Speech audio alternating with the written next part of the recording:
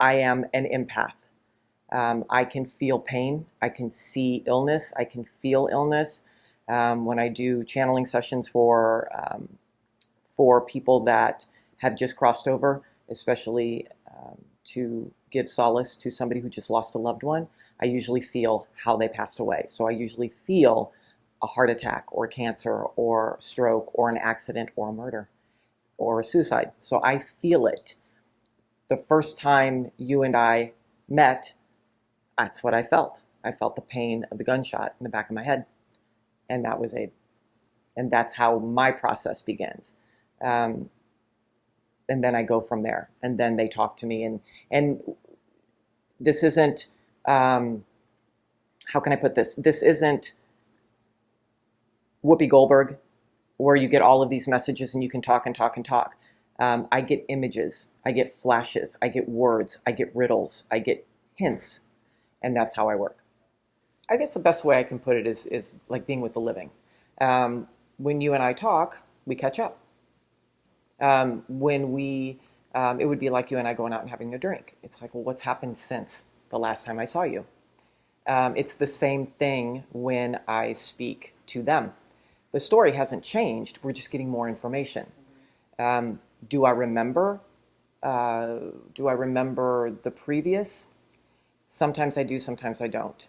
That's why I have people record sessions with me, because I do not always remember the previous.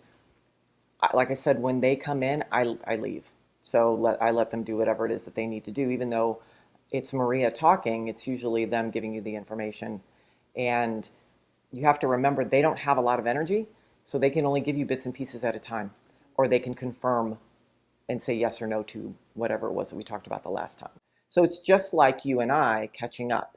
That's the only difference is that they're not here. They are out of body and we're in body. So I'm basically the vessel for them to catch you up to speed on what happened since the last time. You have to remember that energy, when it has a vessel, obviously it's very, very strong. But when it doesn't, it dissipates quickly. It's just like a lightning strike. They don't have a sense of time. They can give you a day, they can give you a month. But and I can't speak for anybody else, but for me, they don't say, this happened on June 1st, 1942. They say, well, let me know a season. I can feel the heat, I can feel the humidity, I can feel the cold. There are people out there that can get dates, full-on dates, but then they may be missing part of the story. So it's just different for each person. They have no sense of time. Like I said, sometimes they loop, and that's where the residual energy comes in. You'll see somebody do the same thing every Christmas, or you'll see the same thing when we go to where they found the body. You're going to see that image in the concrete because it holds that kind of energy. Energy is very, very unique. It's very different. Again, it's like a lightning strike. The lightning strike isn't going to stay unless it hits sand and makes a beautiful flower, or it hits a car and blows it up, or hits a transformer and blows out the entire block. It's a different type of energy for everybody. You may get a hit and you may see something differently than what I see. And that's all it is. It's just a different type of energy. Again, because I'm an empath, I've been attacked several times on haunts. And the first time it happened, I was actually physically thrown across the room. I was thrown against a wall. Picked up and thrown against the wall. And I was shocked because I'd never experienced anything like that. I've felt pain before and I've been scratched and so on and so forth. But that was all new. Last night was just part of the job. It was part of who this vessel is as a psychic. Again, I'm an empath. I feel everything that Frankie went through. I feel everything that the person has gone through. Again, I can tell you when somebody's been shot, stabbed, and whatever trauma a living person has gone through. that's what I have. That's what I see. That's what I feel. That's part of my ability. It's not the greatest sometimes, but it takes me a little while to clear it, and I am sore afterwards. It's just like having the flu. And it takes me a couple of days to get back into myself, get back into body. To clear is just like taking a bath after you've been in a mud football game. You take a nice long hot shower, you wash all the mud off of you. It's the same thing. It's just like if you meet somebody who's yucky and you just kind of are like, I got to go wash my hands. It's the same thing.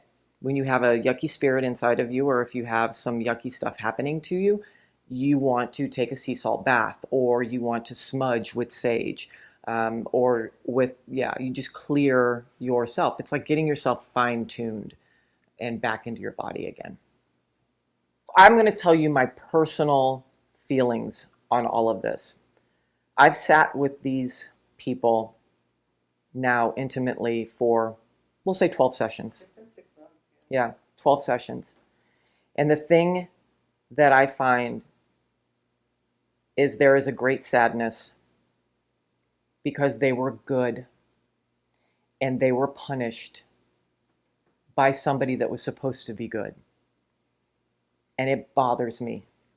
Your family, your dad started this journey for a reason, and everything works the way it should be.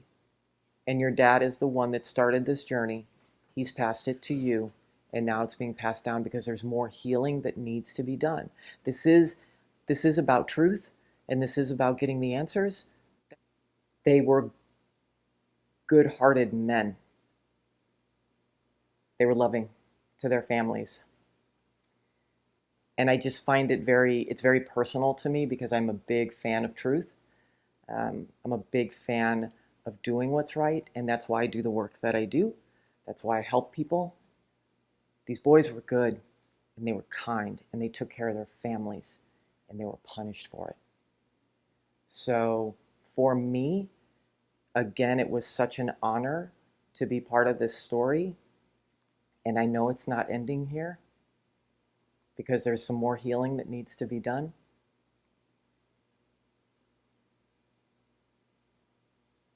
But that's where it touched me. It touched me in my heart.